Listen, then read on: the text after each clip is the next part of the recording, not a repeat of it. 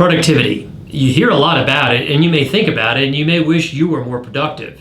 As a producer, you've got a lot on your plate every day, and it's not uncommon to get home at the end of a long day feeling beat up like you were on that damn hamster wheel all day long and didn't get everything done that you wanted to get done. Sound familiar?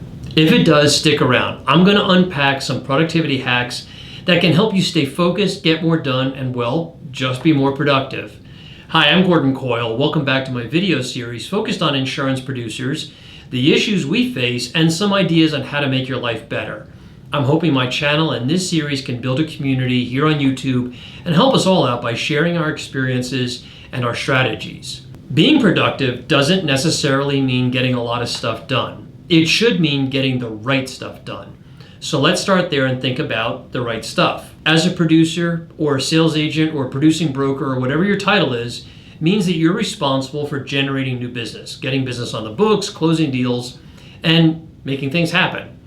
You probably have a sales goal which is expressed in premium dollars or commission dollars. Too often, producers work in an environment that only focuses on that dollar goal. How much premium did you sell this month? How far above or below goal in commission are you? Where are you year to date on your premium goals? Tracking based on premium or commission is kind of misguided in my opinion. Yeah, you do need to track that as part of your goal, but as an agency leader, I want to see activity and activity goals.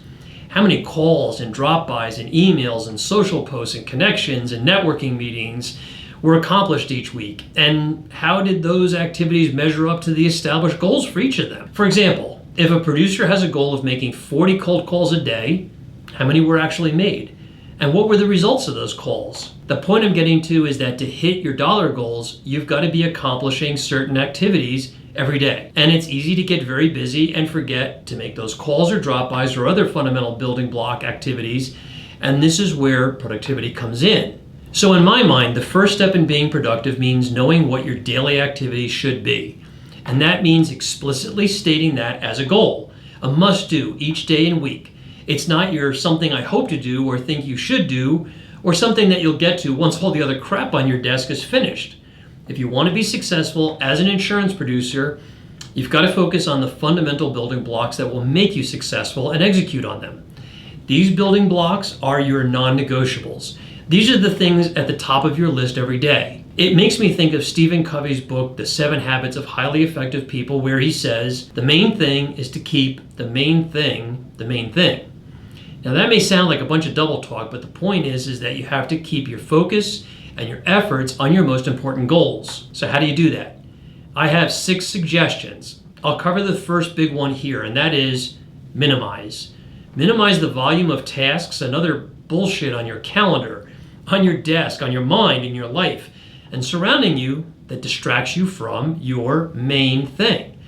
I'm not saying that you can't have a life or activities outside of work, but I think you've got to take an honest appraisal of where you currently spend your time and if it's serving you well today. I do that by using a chart, and I've included that in the links below. You can download it from my website. I don't do this every day, but I do it on occasion when I need to check up on my personal productivity intensity. You're going to see on this chart 2 columns. One is the activity you're currently doing, and you can do this during the course of the day and just jot down what those activities are. In the second column are zones I, C, E, U, and they stand for incompetent, competent, excellent, and unique ability. These are the 4 zones of work that I learned from the Strategic Coach program.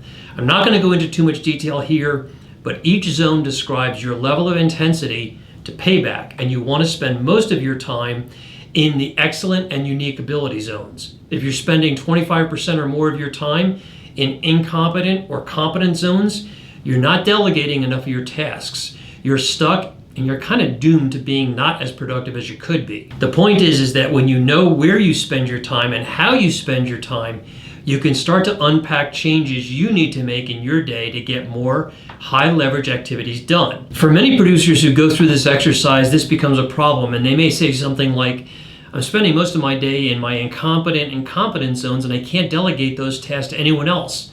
Now what do I do?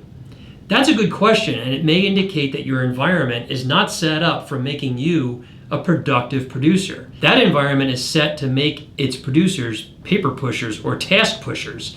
The agency is not giving its producers the best possible environment to succeed because they're bogged down with low leverage activities that must be done every day instead of performing high leverage activities that assure your success. Okay, you've identified how you spend your time, now what?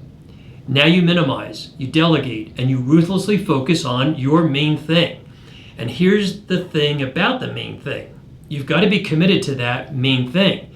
It's at the top of your list each week and every day. You can't stray from that main thing. There's an old Chinese expression known as Ling Qi. Roughly translated, it means death by 1,000 cuts. Often today it's death by 1,000 paper cuts, but the expression holds some meaning here. If you can't focus on the main thing, you will face a slow, painful, lingering failure. Okay, I think I beat that one up pretty good. And you'll probably have the sense of why minimizing, focus, and identifying your distractions help set the stage for the next few videos on productivity. I hope you like this video. Stay tuned for more in this series, and do me a favor and like and subscribe it and share it with others. Leave me a comment if you have a hack you want to share with this community or a question about productivity. I'd love to hear from you. Thanks for watching and good luck.